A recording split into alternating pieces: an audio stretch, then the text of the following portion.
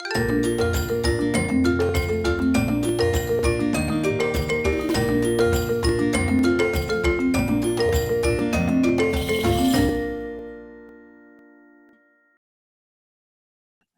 I'm Ralph Preston, and welcome to the special meeting of Tuesday meeting of our Stroke Buddies Survivors Support Group today. Today we're really honored to have General Michael Hayden as our primary guest and a bunch of experts that know way more about aphasia than I ever will in a lifetime. I became aware of General Hayden's situation first through CNN, and then I listened to his NPR interview almost a year ago. Actually, it was the fall by the time I had heard it. And it was called I Want to Do More. So I said, what the heck? I'll write him a letter. You don't normally title letters, but I titled this letter, I Want to Help You Do More. I had no idea what that meant at the time, but I've never let that stop me. So here we are. I'll quickly introduce people, and then we'll have at it. I'm going to do it in the order that I added people to this meeting, because at first I thought, whoa, wow, General Hayden said yes, what am I going to do? And I had worked with Dr. Falconer a couple of times. I had her on the show, and I had her also help me with a show we did on aphasia with my friend Carl McIntyre. So I thought she would be perfect, and I asked her. When Dr. Broussard came on the show, I was mentioning that General Hayden had accepted, and he said, oh yeah, Mike's a great guy. And I went, okay. And so I added him. And then in a meeting on a mentorship program I'm trying to help hospitals implement, I'm trying to make it easy for hospitals to set up a mentorship program by giving them directives. And I met Doreen. So I thought, perfect, she's a stroke survivor, aphasia survivor, and so I added Doreen, and then we were lucky enough to have Denise join us today as well. Dr. Falconer is well known for for teaching as a speech and language pathologist. Also, she does some work with Paul Cummings, who's all about everything aphasia. So advocacy and awareness are certainly not foreign concepts to her in all this. Dr. Broussard is the Johnny Appleseed of stroke awareness, plant, water, and things grow. He's gone a lot farther west than Johnny Appleseed ever knew about. When he was alive, this country, we weren't much west of the Mississippi. Anyway, and Doreen works at the National Aphasia Association. I'll probably get the order here wrong, but she's in charge of partnerships and education and basically development. She's a development director for them. And I know the least about Denise. She is also a aphasia and stroke survivor who didn't find any resources and set about to create them for others. And so I think that plays well into this story. So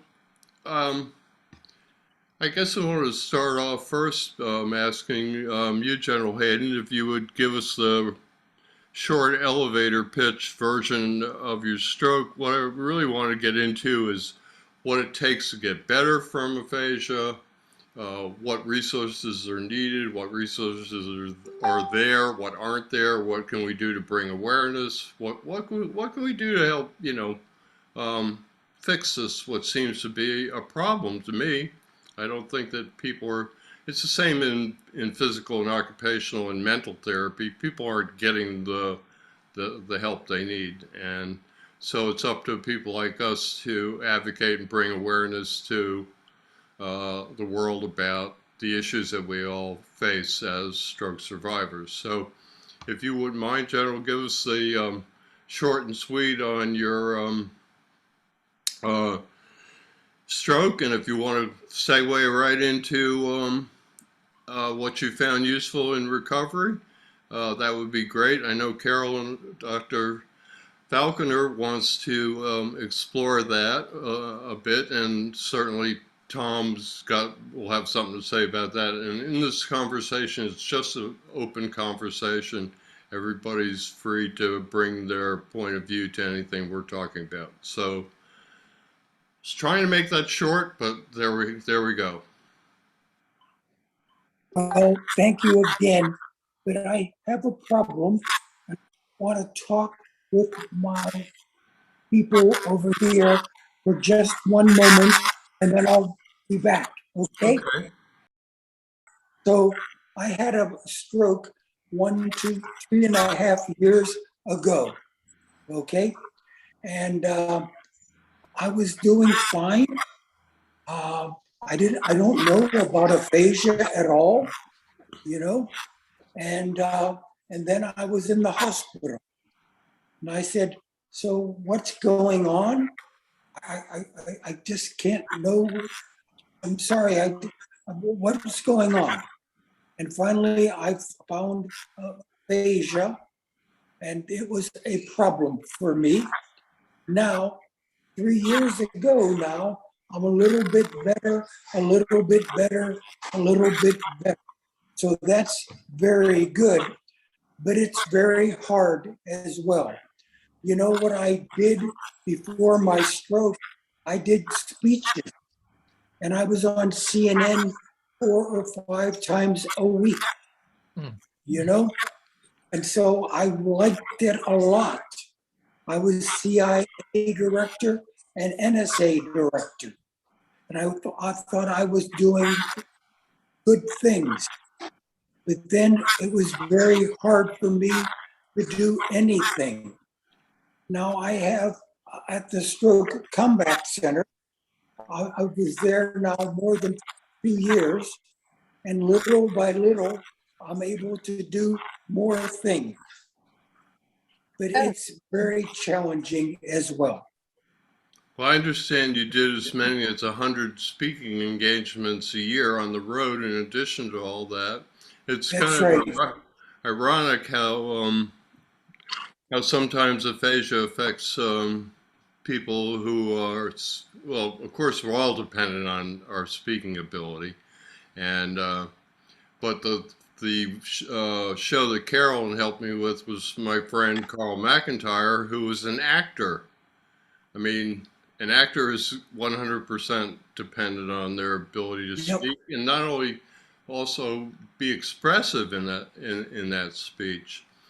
Dr. Falconer, I know you wanted to talk a little bit about how you get better from aphasia, and General Hayden's kind of set it up nicely with he keeps trying, repetition. I've heard Dr. Broussard say there are 5 things you do. There are 5 things you need to get better from aphasia. One's a positive attitude. Number 2 is practice. Number 3 is practice. Number 4 is practice. And I believe number 5 is practice also. So let's launch into that for a little bit. Tom, do you want to go, or did you want me to start? I think it's you. Yeah. Okay. So when Tom says practice, practice, practice, practice, he is making allusions to some of the things that help our brains to recover over time.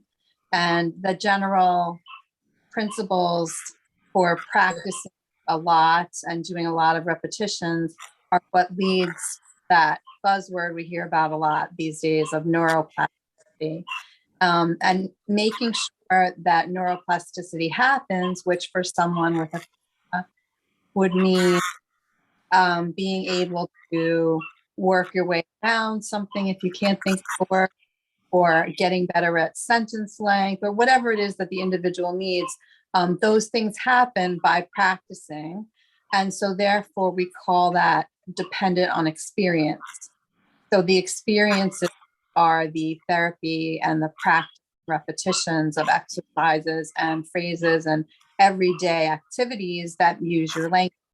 So what we're looking for in recovery is to enhance everyone's ability to use experience-dependent neuroplasticity to, as General put it perfectly, better and better and better every day. So it's incremental, slowly over time. You build upon the base foundation that you made, and by repeating and expanding and making things a little more than they were yesterday, you gradually recover. All right. Dr. Broussard? That's a- if nobody talks, I gotta pick on somebody, I that's guess. right. I thought Carolyn was going to keep on going. Oh, okay. No,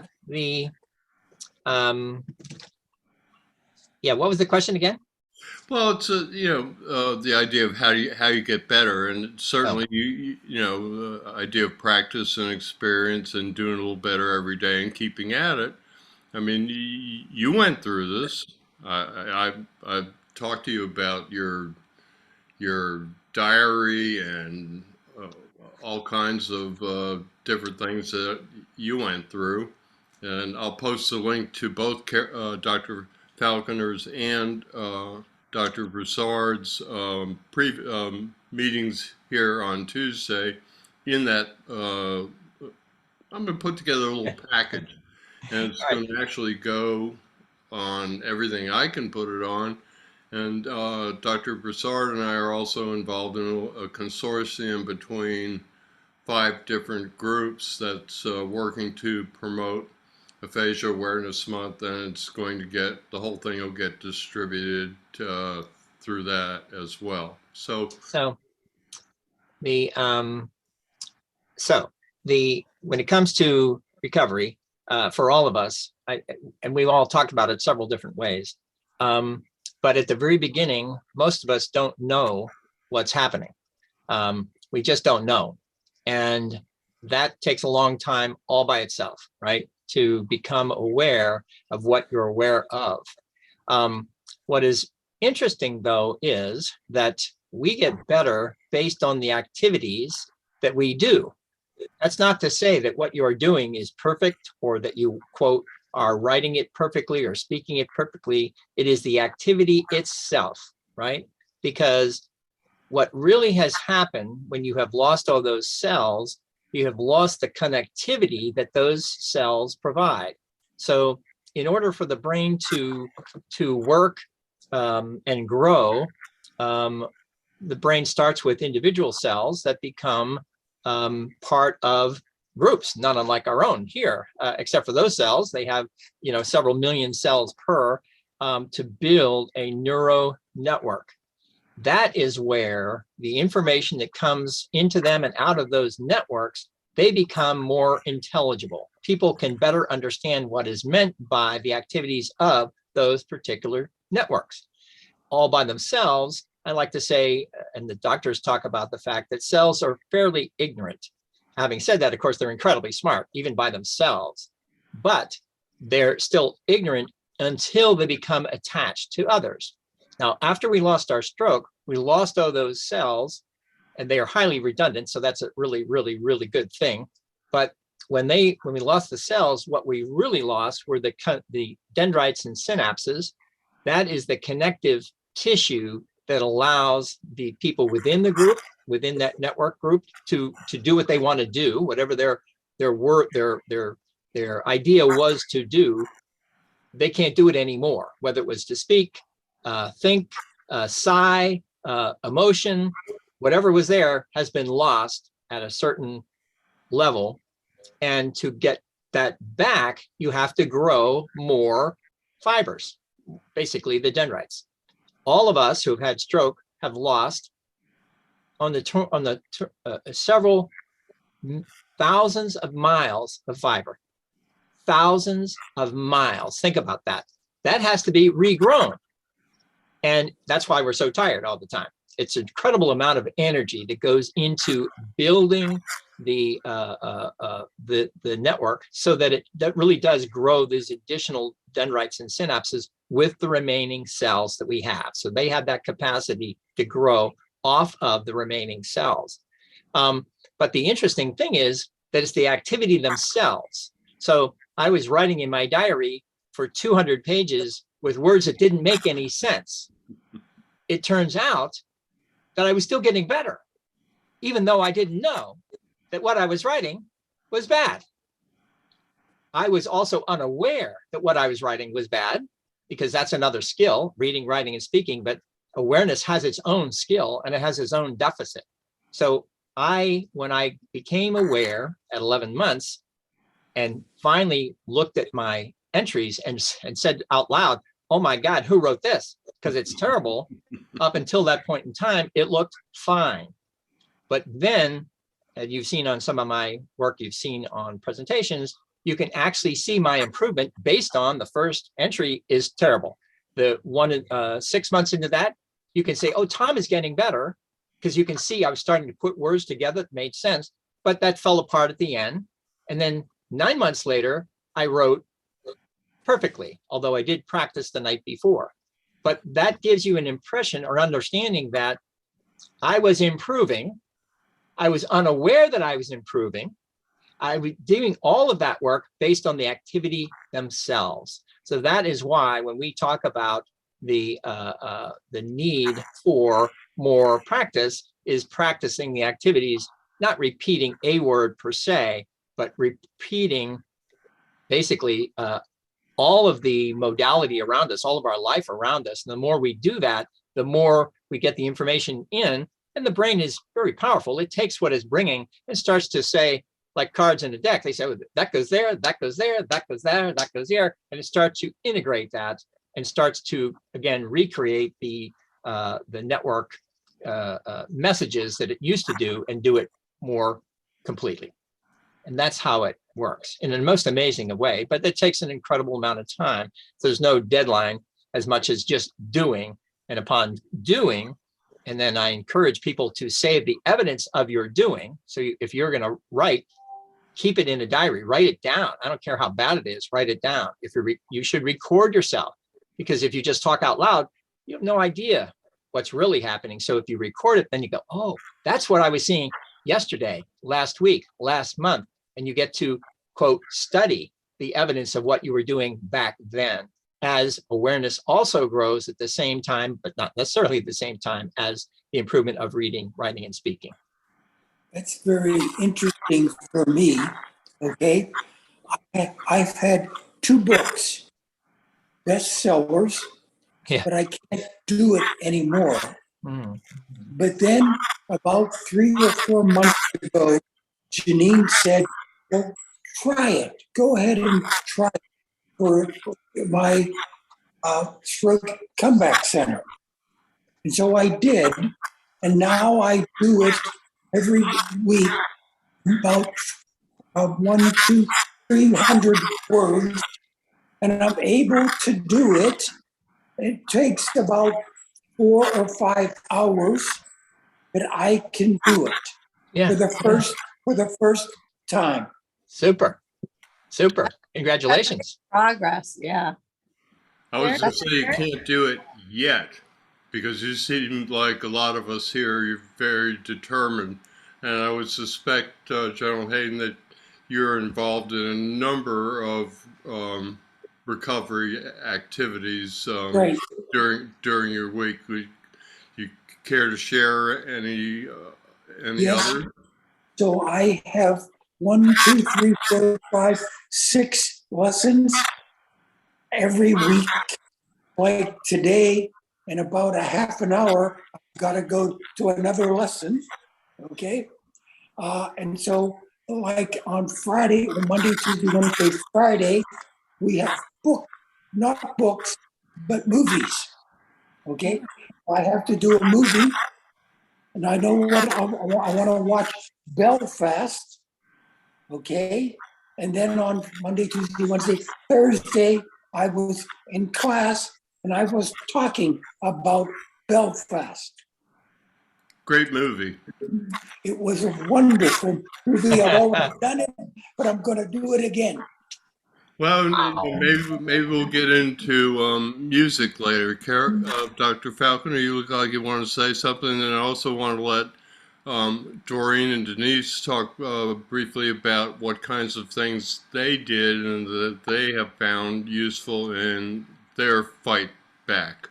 Yes, if you don't mind, I do have a quick response to what was just shared. And I do have thoughts on what Tom shared as well, but I can circle back to that later after everyone's talked about what works for them. But what I think was kind of brilliant about what you just shared is that the movie is what you're going to share information about, right? And you're going to share that to a class. So not only are you watching the movie at the level that you would be just to enjoy it, but you're actually using it as more of a learning experience so that you can then pass it on. And because of that, it becomes more salient to you and you retain information and then can talk about it more.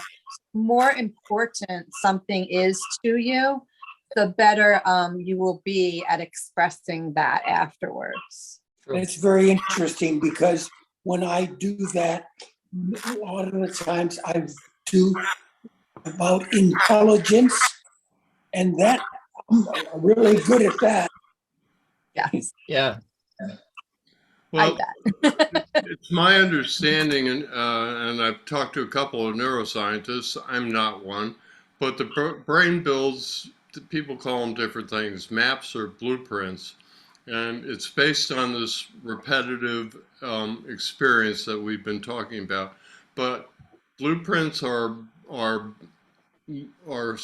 more strongly formed when you involve multiple senses. So I think there's something going on there with the whole visual aspect as well. I think that Dr. Broussard talking about recording yourself, writing it down, looking later, you know, you're involving more kinds of stuff. And so I think it's playing into the way to the building of those synapses and fibers, the connectivity. So let's let Doreen and Denise, Doreen first, and then Denise explain a little bit about what kinds of things they did and that they found beneficial in their recovery. Thank you, Ralph. And thank you, the whole panel. I'm so impressed with all of you.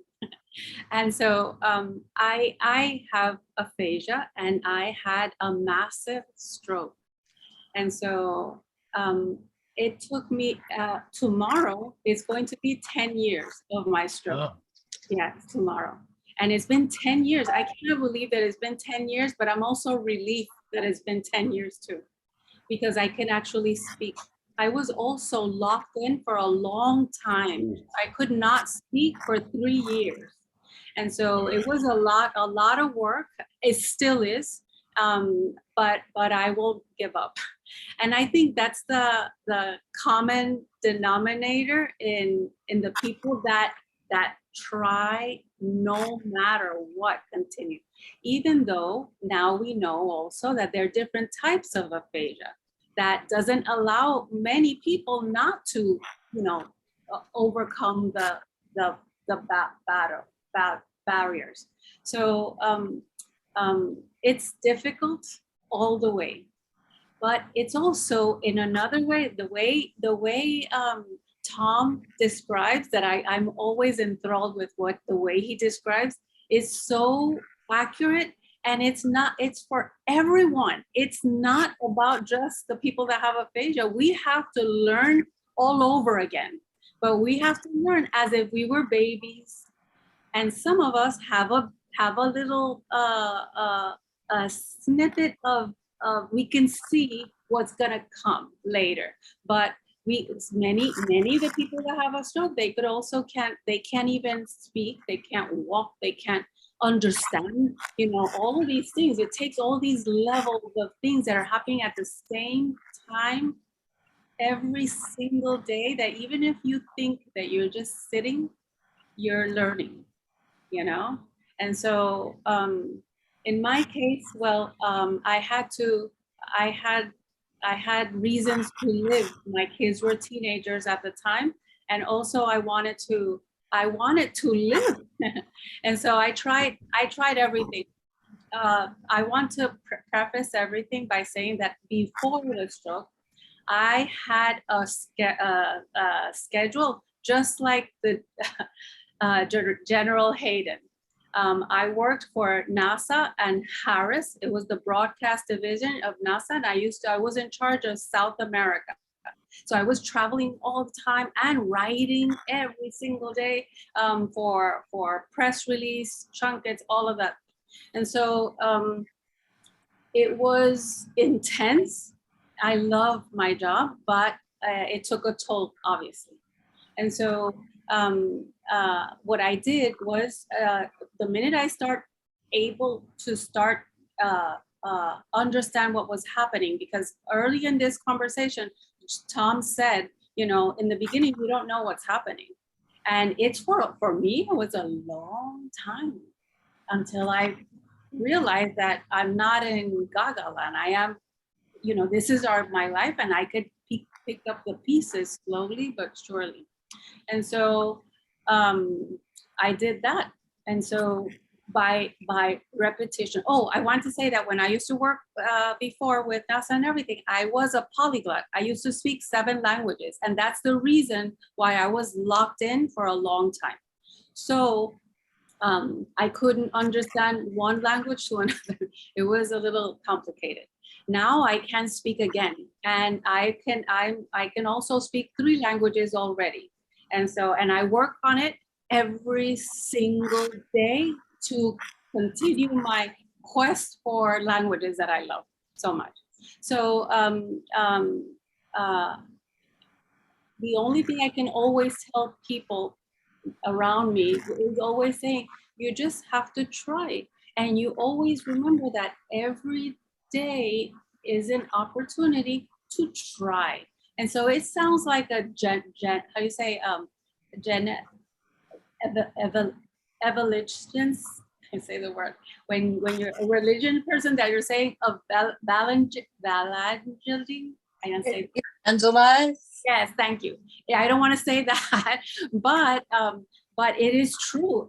When it has to do with the brain, it's about repetition of trying every single day. Even sleeping is trying, And so those are my 2 cents right there of my story, and also about trying.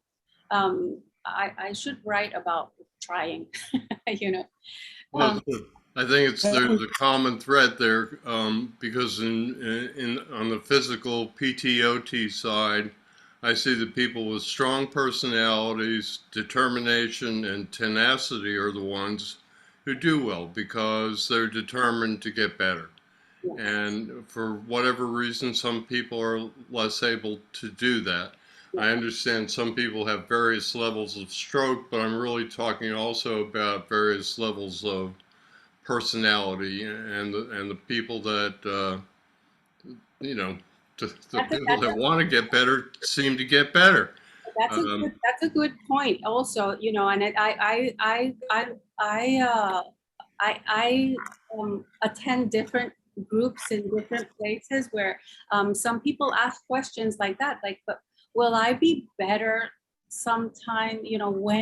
When? How long does it take? What exactly did you do? But the thing is that each person is unique, because of their stories also before. And so even like you say, your personalities also. And so, if you want to do something, you try all the way, but it depends of everything that's around. I was doing having to have a conversation with a person who is a speech pathologist, very famous also in Argentina. And she was telling me, you know, the thing is, every person, she has a whole center, aphasia center in the middle of Buenos Aires. And so she was asking, how is it that so many people, they just sit waiting for the miracle cure, and there is no cure. It is, well, there is therapy, but yes, therapy, but therapy is not the cure. It's part of the process. And so that was a great conversation with her about 3 months ago. And it's a common denominator. Oh my goodness. In around the world, in every language. Everybody that has aphasia has the same questions, the same issues, the same. It's just very interesting. I find it.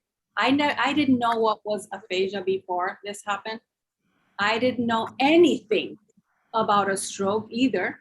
And so to learn is very enlightening, you know, and especially to find the community, because there is amazing community out there.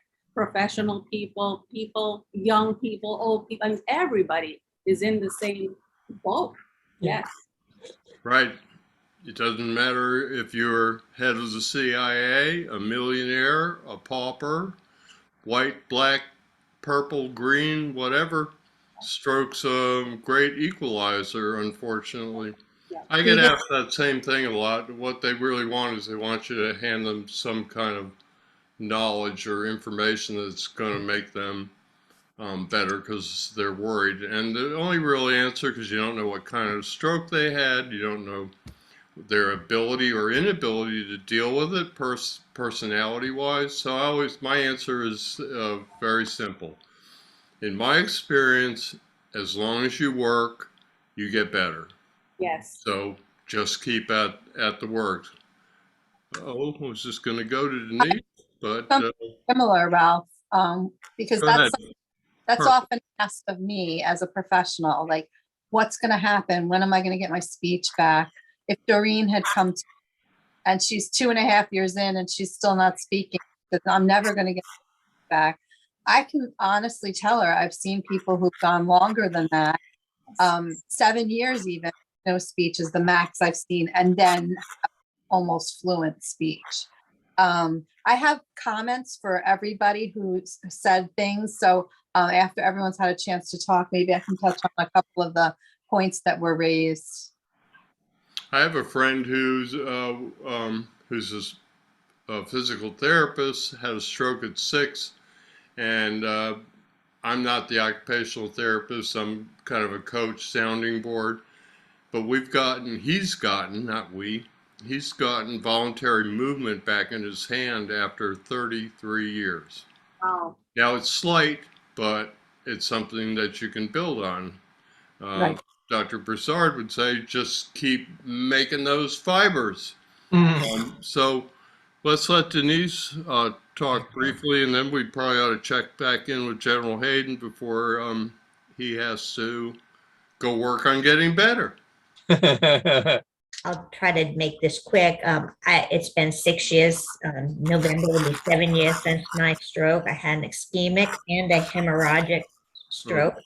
I was very, on the positive side, I didn't have a lot of physical disability. It was able to improve my full range, well, almost, I'd say 70 to 80% range of motion on my right side. But the aphasia was really the mind-blowing thing. I had just finished my master's degree in mental health counseling, had just got the great job. I thought this is what my new life was going to be. I've worked with children with autism and various disabilities over my years, and I knew I had my plan. My plan was sabotaged and turned upside down. I think everybody, you got to have that internal drive. I think all my life I've had an internal drive to do more. I feel, I don't remember the name of the movie, but there was a little robot that used to say more input, more input, more input. But I think that's been my brain. Oh, that wasn't enough. I need more information. I need more. I need more. And that's kind of kept me going. Some of the strategies that I've used over the years is I stay involved in things that I thought I was involved in, things that I thought I used to like. And then I find out sometimes I don't like them anymore. But one of my favorite one was I used to like watching baseball with my sons. I also like to sing. I joined a singing group and we actually went out to the ball field and we sang the national anthem. That's also a different type of therapy that's awesome.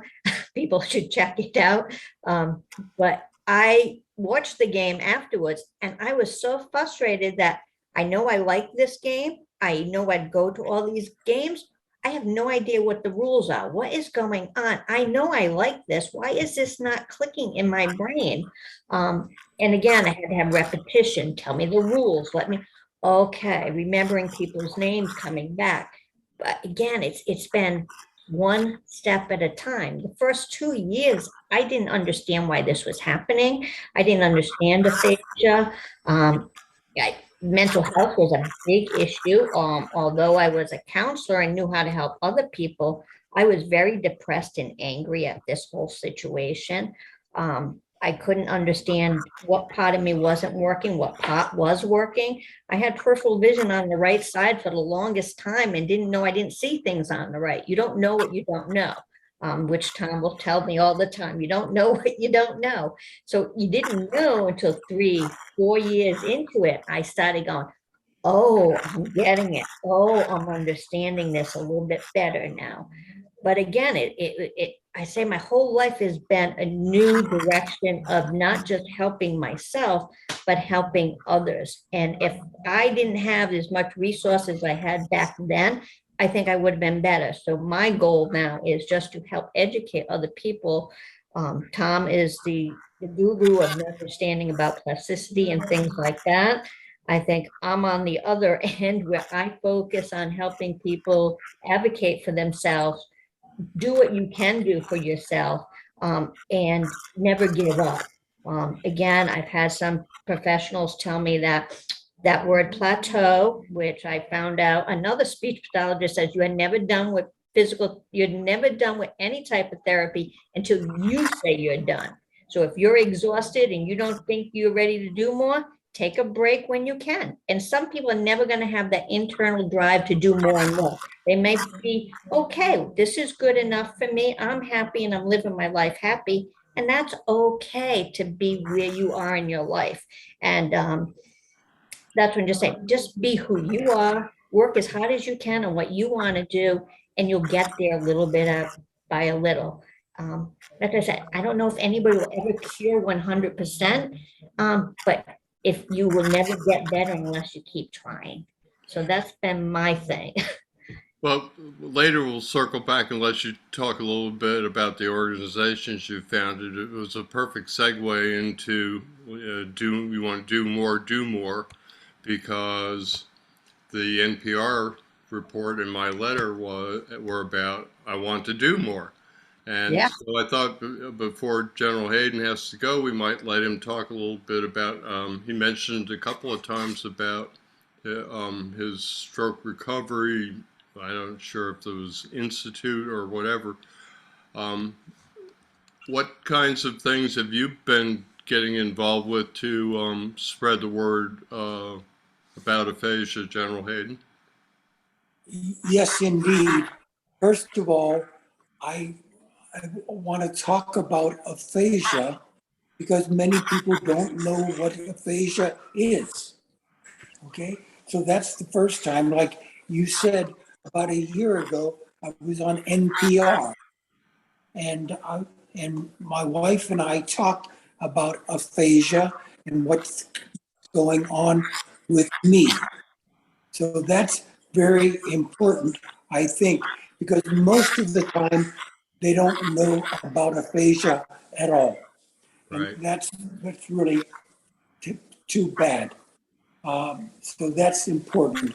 Now I go to the Stroke Comeback Center I Okay. have, again, 1, 2, 3, 4, 5, 6 classes a week, Monday, Tuesday, and Monday, Tuesday, Wednesday, Thursday. Okay? And I drive now, so that's important as well. I can drive. I didn't know how to drive, but now I do. So that's important as well. So more and more, I'm doing much better. Great. When you said the famous words that got Ralph's attention, that you want to do more, you just mentioned 4 things. Are there other things you still want to do more? I would love to go on I'm sorry, I want to go to NSA. No, no, no, no. I'm sorry, I'll be right back. CNN. Oh, yeah. Okay? I liked it a lot. They paid me, and I Yeah. was there, like I said, 4 or 5 times a week. And I thought I was doing well because a lot of things on intelligence, people don't know about intelligence. Right. And so I was able to say, well, no, that's not correct. Let me tell you about intelligence. And I thought it was very important. And I'd Very. like to do it again. I Well, would love that. So it intriguing. was very important, and we all hope to see you get back to it. I remember hearing some of your reports. You have a knowledge base that very few people in this country have, period. Bar Absolutely. none. So I think that would not only be good for CNN, but more importantly, I think it would be really good for you. The Oh, more yeah. and more, things you can check off the list, or at least feel, even if you're not done with them. Like, okay, I wasn't doing this as well last week as I am this week. Those are very motivating things. I think it's kind of important in all recoveries, to keep yourself motivated. Set small goals, achieve them, feel the success, move on. And it's shocking how few people know. I think I mentioned earlier, something like 87% of people don't even know what aphasia is. Right. I think I stole this from Dr. Broussard, but there, somewhere I saw something about recently that a hospital had released a 76-page report handout to give to stroke survivors as they left the hospital. And it contains the word aphasia 1 time, I believe, Tom. 1 time. And Tom's been working very hard to get aphasia into the lexicon of the healthcare community, who you would think would, that wouldn't be required. They seem to want to, get us up and walking, and I think that aphasia is a lot like mental health. It's overlooked. I do this thing where when I'm talking about the mental aspect of recovery, where I say, how many people here got referred to physical therapy after their stroke? All the hands go up. Anyone here get referred to any kind of mental therapy after their stroke? No hands. No hands. That, Ralph, is very, very common with people with aphasia because the modality which therapists use usually work on things like that is talking. And so if that's an issue, then they don't know what to do. So thank goodness for like creative arts therapies, like art therapy, music therapy, drawing, therapy, movement. Goes back to the more senses that you involve, the stronger the blueprints are that your brain makes. And I've done art therapy myself. I did it by accident, taking other stroke survivors there, and I said, well, I'm here, I may as well paint. And there's a whole thing about neurological music therapy, because music opens up the brain in a way that nothing else does. And I had a local friend, Actually, I'm friends with her sister, but I got involved with them, trying to get them some resources. And she had a hard time with speech for about a year. And all of a sudden, her sister got this idea to start playing her favorite tunes in the car while they were riding to speech appointments. And after a month or two, she noticed her sister was starting to mouth some of the choruses. And she did a little bit better every day, just like the general's trying to do. And eventually, she was pretty much singing along, and it made a big difference in her recovery, I think. There are many stories and there are different levels also. And this is something that I take, with a grain of salt, because I know that it takes a long time to go into that plateau where you are peace in your mind, so that you can do exercise for your physically, for your how do you say, exercise, writing and doing things like that, and also comprehensions, because that is like the most important thing when you come out of the stroke and have aphasia. By the way, aphasia is not, it's not just for people that have a stroke. That's another thing. So there's so many, nuances of aphasia. I love that General Hayden actually says, let's talk about aphasia. Like, what exactly is aphasia? Because that is the key. It's a beautiful word, but it's difficult to actually nail it exactly what is happening for every single person, which is different. So it's a little complicated, I guess, but it's simple too.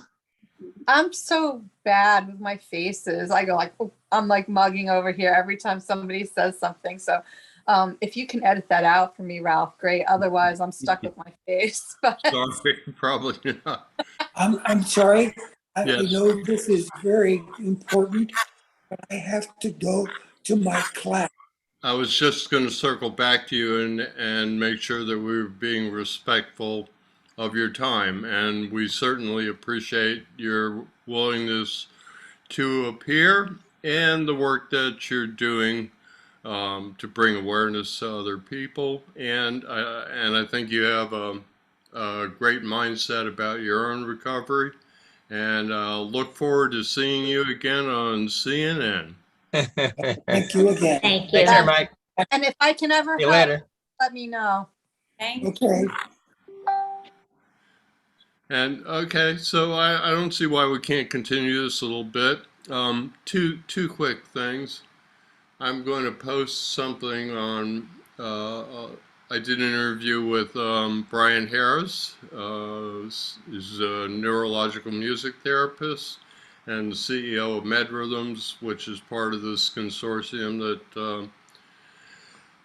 Tom and I are involved in. I'm going to drop all the doctors now. So I'll post a link to that. I see this as putting together a whole package of a way of thinking about aphasia. So Do you want to start with the basics? Because I know we've covered them before, but Doreen's mentioned a few times that it's more highly nuanced, and I thought we were going beyond that in this discussion. So I didn't do the basics, but I'm not the expert here. Anything that any of you want to say, we'll just continue, and I'll keep it in the recording.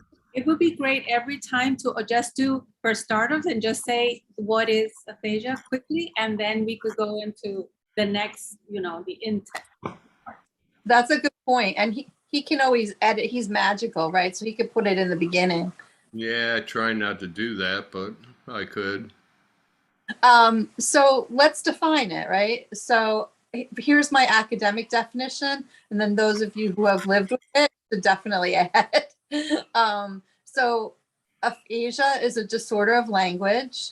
Language is any whole system that we use to communicate. So that include reading, writing, speaking, and understanding, and also sending and receiving signs. So people with sign language as their primary means of communication or as a second language, like you, Doreen, with your multiple language, can have trouble with that. They can also have trouble understanding other symbolic systems like reading music or I believe you mentioned something else that was symbolic before. Oh, no, it was Denise. She said something about the baseball and what everything meant in baseball. So anything that's symbolic can be misunderstood by the parts of the brain that do the decoding for that and the understanding and expressing of that. Many other things can come along with aphasia by the same stroke or by the same brain injury or by the same disease process, as you alluded to, the fact that it does not have to be just stroke that can cause this. So you can have memory problems, you can have problems with vision, any sense, but those are not the aphasia. Those are in addition to the aphasia. So in just aphasia, you only have a symbolic language problem, and intellect when tested outside of language and symbol system should be as it was prior to the injury. I remember the second, I said two things. I only mentioned the interview with Brian Harris. The second one would be I'm going to include a link to the thing that Tom participated in last year with General Hayden about a year ago, June 10th, I believe. Understanding Aphasia. I watched it again this morning. It's really a good overview.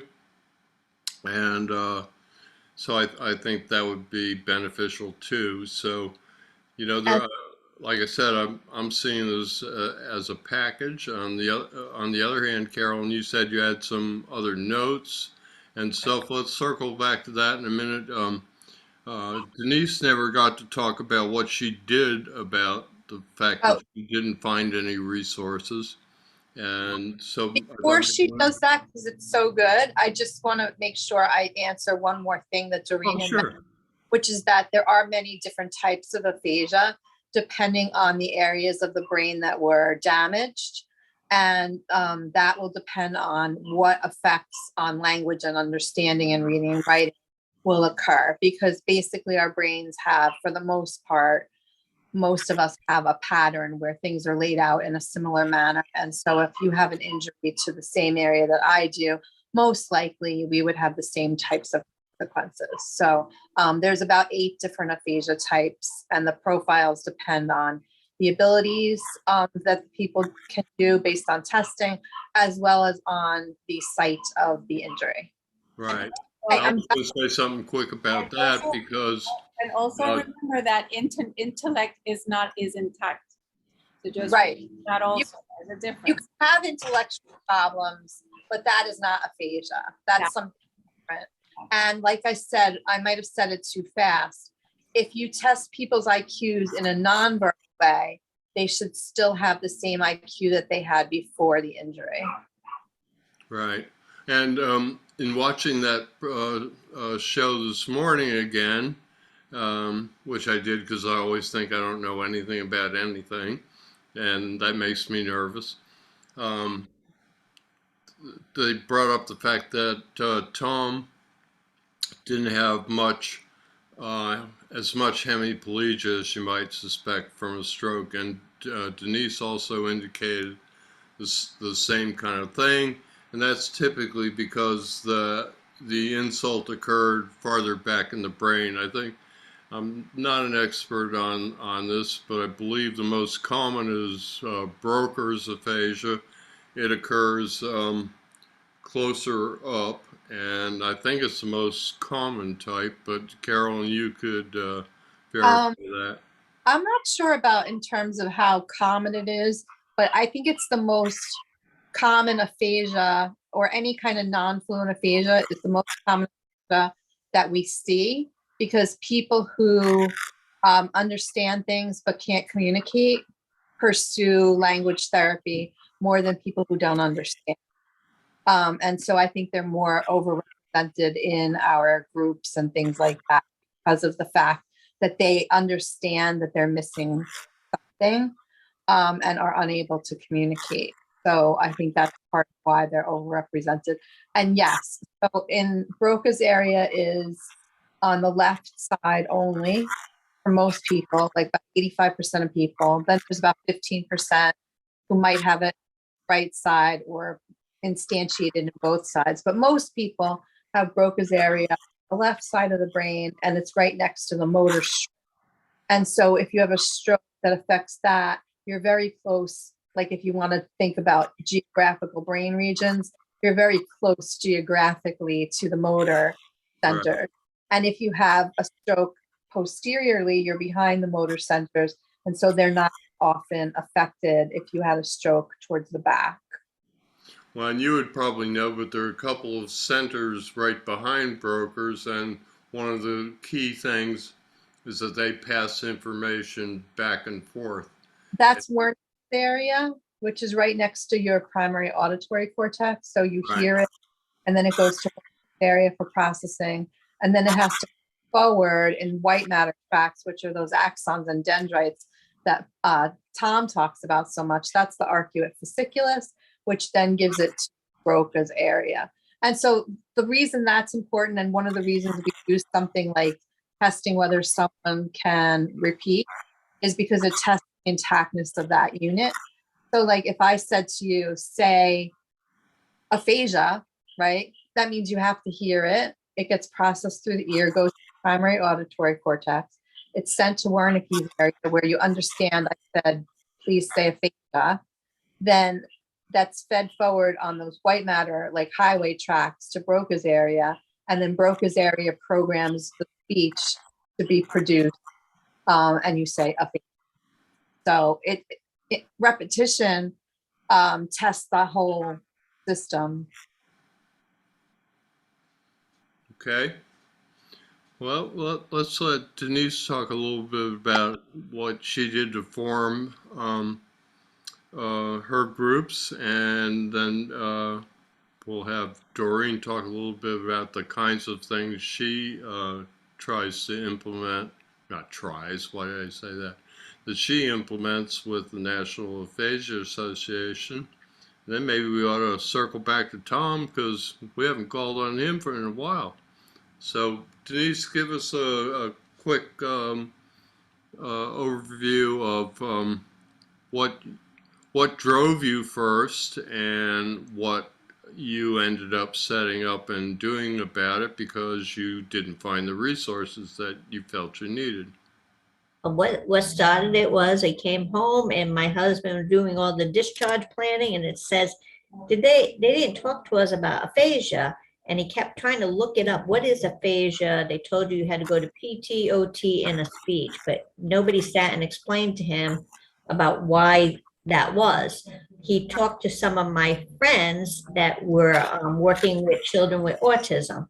So we have mental health, we have SLPs and stuff in our team, and they said we need to get her back to where she was. And they brought back all the documents and stuff. We used to work with the children. We go back to repetition, naming animals, matching the tick, matching the cards, go back to the childhood and how we build them up to their program. So that's how my friend said, we need to start here. They didn't know where to go, but they did that. I had a speech pathologist attend at my home and had to ask her to leave, or my husband had to ask her to leave. She pretty much already said, your speech will not improve.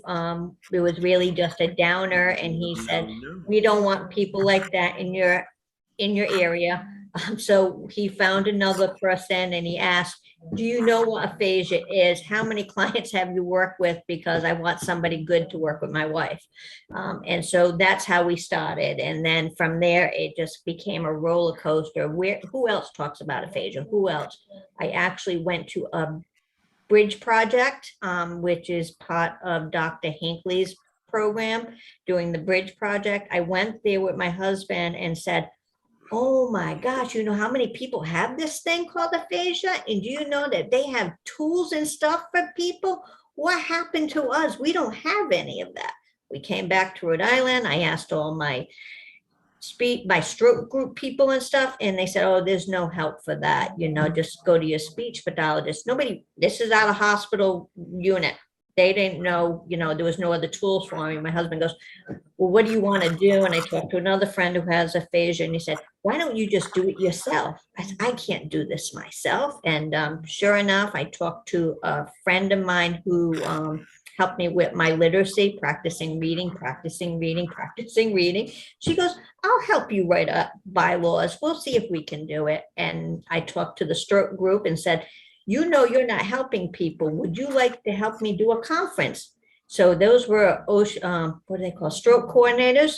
They helped me do it. They paid for the breakfast and stuff for people to go. We didn't charge anybody. And it just kind of rolled from there. So they wanted to get the help. That's what I'm saying. It's not that people don't want to know about it. They just don't have the tools. They don't have the resource. So now I got the coordinators, stroke coordinators going, yeah. And they've been helping me out over the years. And now we do this our 4th annual conference. It's called Aphasia in the Community. We invite people throughout the whole United States and ask them to present. We have Dr. Will Evans from Pittsburgh University, wonderful gentleman. We have Dr. Claudia Wheeler, who is one of the top docs in Rhode Island. We also have a Rhode Island speech pathologist talking about knowledge about aphasia, learning more about aphasia. And we also have some community activities people can learn more about at your DEM office, or if your disability offices. What else do you need? It's not just your speech, but all these other components that affect your life. How can you become as independent as possible with the resources that are available to you? So that's our conference this year. We continue not to charge anybody for these conferences because we think to educate people, we got to take away any restrictions that already limit them. So we do fundraisers and whatever to make sure anybody attends. We also, this is the first year we are actually offering CEUs to the SLPs, and we are not charging. So, there's no reason why you can't go get some more knowledge if you are going to a free conference to get your credits. So we also work with a lot of colleges throughout the United States who send their students to us to use their clinical hours and then do a report on it. So again, it's just sharing the knowledge and the tools, and that's what makes me feel like I at least accomplished the goals in my life. I may not get paid at the job I used to do as a mental health counselor, but I still feel like I do have a purpose. And I think the first 2 to 3 years of my life was there's no purpose. I wasted all my student money. I have done all this. And what am I going to do with my life now? And now I have a new life. I have a new purpose, and it gets better. And first time I met Tom was at one of my stroke support groups at Fatima Hospital in Rhode Island. And he was presenting for their staff. And I actually said, oh, he's talking about aphasia. Can I go to the staff group? And I did. And that's where I've connected with Tom for all these years. So again, it's meant to meet. You're like the Jane Appleseed. I call myself the aphasia friend. Yeah, there you go. I'm so impressed with everything you've accomplished, Denise. Congratulations. Thank you. But again, I still work every day on my practice reading. Reading is still a struggle, but I'm still working at it. I mean, I could only use 3 words at a time. I am up to maybe 4 sentences at a time by myself, which is like major accomplishment. I am also presenting at OSHA this year about mental health. They've asked me to present with Dr. Hinckley, and I've been working on that project. I am also working on other type of mental health that is aphasia friendly. I am working on a research project for acceptance commitment therapy for people with aphasia. Some of the therapy that are using is not effective for people like me that have aphasia. Some of the tools that we use aren't compatible with their skill sets. So we need to make these therapies more functional for people that are doing it a different way. They're not wrong. Everybody, we're doing it a different way now. We need to have the mental health and the SLPs learn that as we learn along the way. And that's my spiel.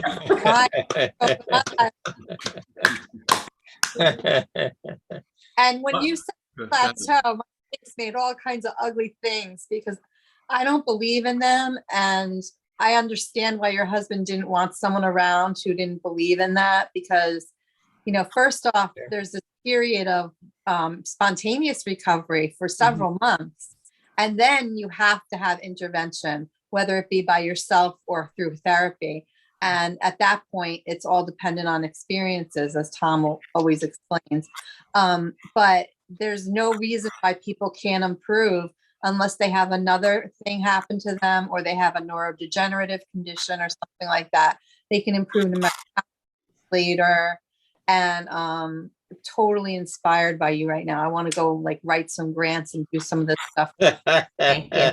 But the other thing is a lot of people that go to speech, once your clinical hours are over, once you don't have insurance anymore, those hours are up. I think a lot of I myself and other people, once you've maxed out everything, you think that your therapy is done. And I don't think everybody understands that once your units are over and the new cycle starts, you can get more services or more PT, OT, or SLPs if you ask your doctor to make the referral and make your goals so that you can accomplish them and move forward. But again, that's the background that people don't know to ask that question. They don't have the right questions to ask. So, right. Like seeing you, somebody may not know, oh, I can get this back in another 3 months. January, yeah, usually. Yeah. But what you said before about a plateau, I think what Tom said is right, is that sometimes, you know, you need to take a break or, you know, that kind of thing. That's different. That's a self-imposed break. But if someone says to you as a professional that you've met a plateau, what that should mean to you is they don't know what to do. It's time to get a new therapist. I tell my students that always. I preach that. And I find that people in all areas, PT, OT, language, SLP, aphasia area, people are really hungry for knowledge, and the healthcare system isn't really providing it. I preach from the get-go, get homework from your physical therapist, set up a home program, because the people I see getting better in all those areas are not just doing an hour or two a week. They get involved in doing it at home themselves, and they practice more than an hour or so a week. And, you know, I say, become your own physical therapist, just like become your own best patient advocate, because eventually you will run out of insurance. And at some point, you can actually run out of Januaries. And then what are you going to do? So any knowledge that you have, well, it's a whole long accidental story about how I got into this, but I didn't particularly see myself as a teacher, but over the last few years, that's basically what I'm trying to do. And in some cases like PT, I know what I'm talking about. OT, pretty good. This area, not so much. So it's important to learn all you can, because it's your recovery. And Doreen, we probably ought to let you talk a little bit about what kinds of programs and things you implement. Thank you. Thank you. Well, this is the time for advocacy, you know, the month of aphasia, you know, and so there's many things that are on the burner right now. And so there's, in our case, for National Aphasia Association, we developed a calendar bringing an outreach efforts for the people that have aphasia, the actual, you know, the people that are suffering and for different reasons. So we started doing book clubs. We also did in Spanish and in English, and I lead both of them. We also are doing open sessions with peer-to-peer aphasia groups, and they're amazing. We're also doing, you know, Just, oh, se fue. Hello. I'm sorry. I it just blocked out for a minute. And so, and the other thing was other bringing experts on the table every month also. And by the way, there was going, the next one is in June the 9th at 7 p.m. There is the Ask the Expert where General Hayden will be there also, myself, and several surprise because this year it's the 35th year of National Aphasia Association, and so we intend to have audience, a big audience, and international also with When is that? on June the 9th at 7 p.m. And go into aphasia.org and you'll see there. Thank you. Cool. Carol, I send it to your Facebook page this morning. Oh, Yeah. okay. Yeah, June 9th. Can you please send that to my email too? I send it to you too. And to Okay. yes. I think an additional component to this discussion would be if someone's watching who has aphasia, is they take a look at Doreen, what you've done, Tom, what you've done, Denise, what you've done, and General Hayden, what he's working on. He's come a long way and doing pretty well. And that gives people hope. It's, you know, we talked about this earlier. They ask us like, well, when will I get better and all that. They want you to give them a little something that, and it's basically assurance, it's basically hope. And so I think that all of you are inspirational, and I think that people who have aphasia will find hope in what you've done, and hopefully they're going to have, well, if they want to do the same thing, they're going to have to realize that it takes some determination and tenacity, doesn't it? I didn't just jump out of the wheelchair. Go ahead, Tom. Two quick things. One is just to say to Denise that yes, I met Denise way back then. I don't even remember meeting her way back then, but while I was still in Florida, Denise and I had been in a little bit of contact, enough for me to realize way back then that Denise is, because she was saying, I am going to do these things. I want to do these things. Here's what I think I'm going to do these things. That was years before the 4 years that she's been doing since then. So we're talking, I always like hearing that because that means that they are taking what's needed to go forward. So I want to say that. So congratulations again, Denise. The other thing is Carolyn, and then I got to go, but Carolyn had some remarks from the very beginning. So I would like Carolyn to tell us what she had remarks about, and then I got to run. Right. She said she made some comments. And I don't have to run, I just have to pee. And then I have a presentation after that. So we just got to go. So does Doreen, she said. Yeah. But so what I'll tell you is the list that I need, because I think this is going to take way more time to actually go through. And maybe, I know you guys have your consortium already, but maybe I'll in and do like a couple of these topics and answer them in full. Oh, okay. But so first you had neural networks, and I wanted to tell you about how some of our speech therapies are based on reinforcing those neural networks. I also wanted to tell you about how other senses and motor neurons are involved in those, as well as how they're more distributed than we originally thought, and how there may be engrams. So I want to tell you guys about that. I want to talk to you about how a lot of what you guys are doing is rebuilding patterns, and basically that's what brains do is find patterns and like you were saying, they put them where they belong and sort them out into categories. And that is basically my most basic definition of learning.